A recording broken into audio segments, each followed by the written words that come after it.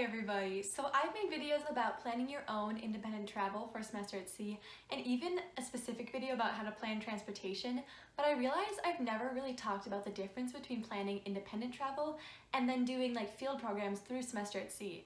So that's what we're going to talk about today. We're going to break it down and figure out which one's actually better and which one you should plan to do more of. And if you like this video, please subscribe to my channel so I know to keep making more, and let's hop right into it.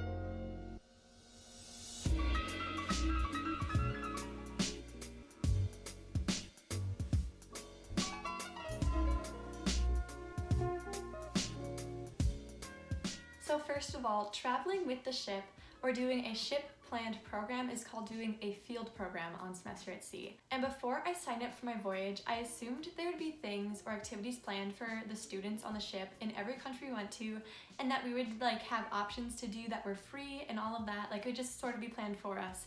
But I was very incorrect about that. I don't know if you guys know this, but nothing is planned for you on semester at sea. Like when you get to a country, it's literally a free-for-all. Like you could disappear for 5 days and no one would know until the last day that you were gone. Like you could literally just like run away and no one would even know because you don't get checked in on. It's literally like go be free and then please come back at on-ship time and come back so you can go to the next country. So there is no traveling planned through the ship that is included in your initial cost of the voyage. But you can sign up for programs that are planned for you if you pay for them. So the price range for field programs is usually from about $100 to up to $3,000. So there's day programs and then there's overnight field programs as well. So for a day program, that's way on the cheaper end, like $100 to $300 probably.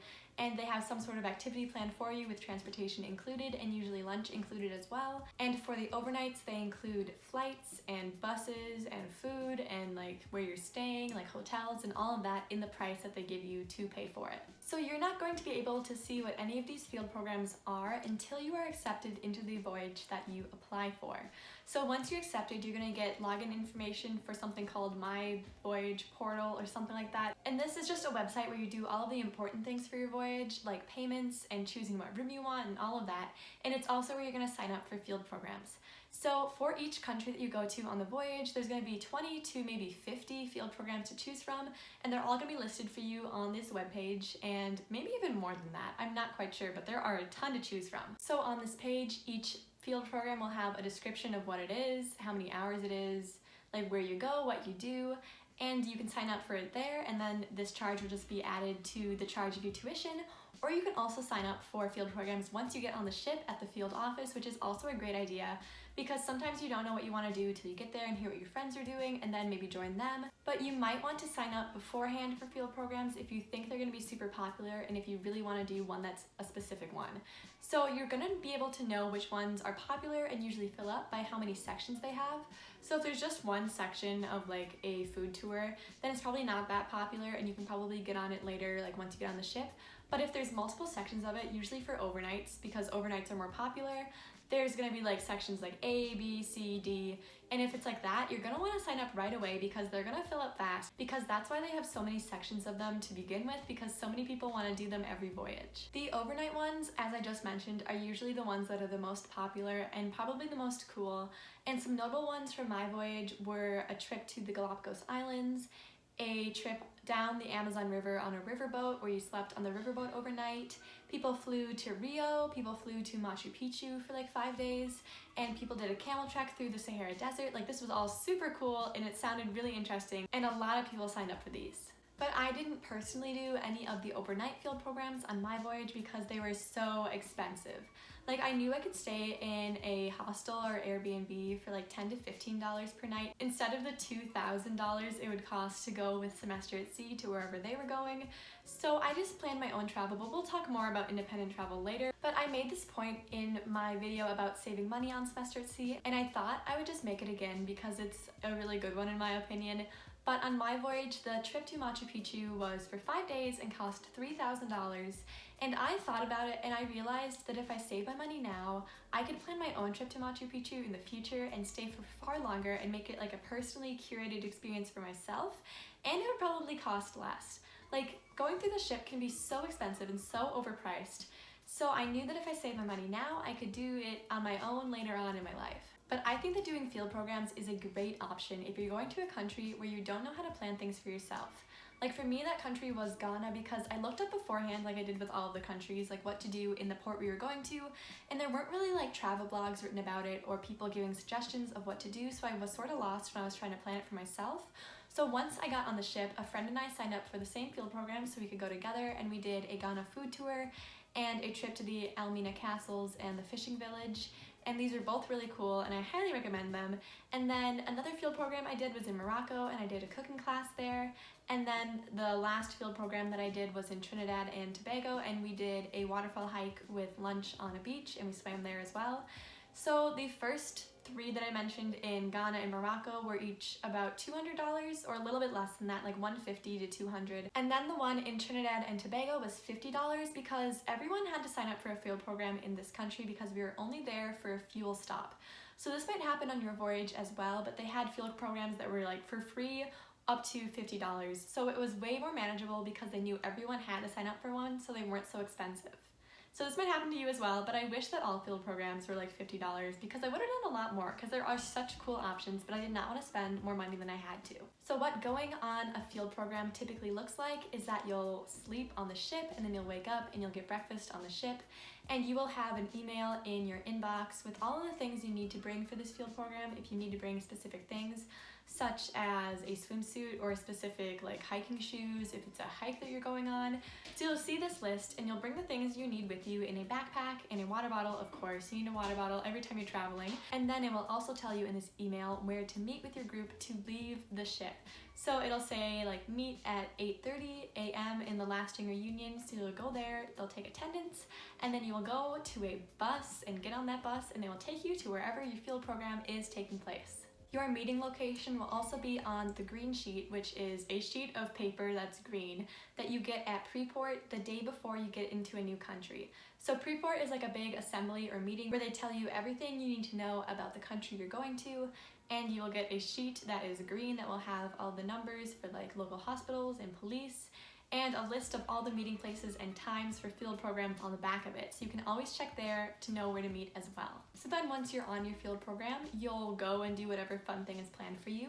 Then lunch is usually included, and then you will get back to the ship before dinner, back on the bus with the same people that you went with. And then the same thing basically happens for overnight field programs, except that before you go on the overnight field program, they will have a meeting in person to tell you what to pack, what to bring, and the itinerary instead of just getting an email in your inbox. So it's more in depth, so you know what's happening and what to pack. Another interesting thing about field programs is that a lot of people donate or sell them once they're on the ship.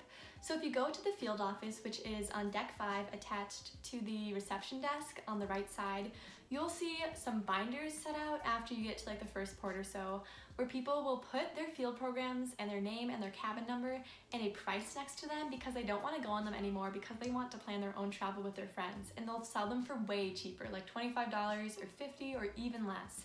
And then also there's some people that just donate them. There's a box on this desk as well where it literally just has the person's name and their room number, and then they just leave it there.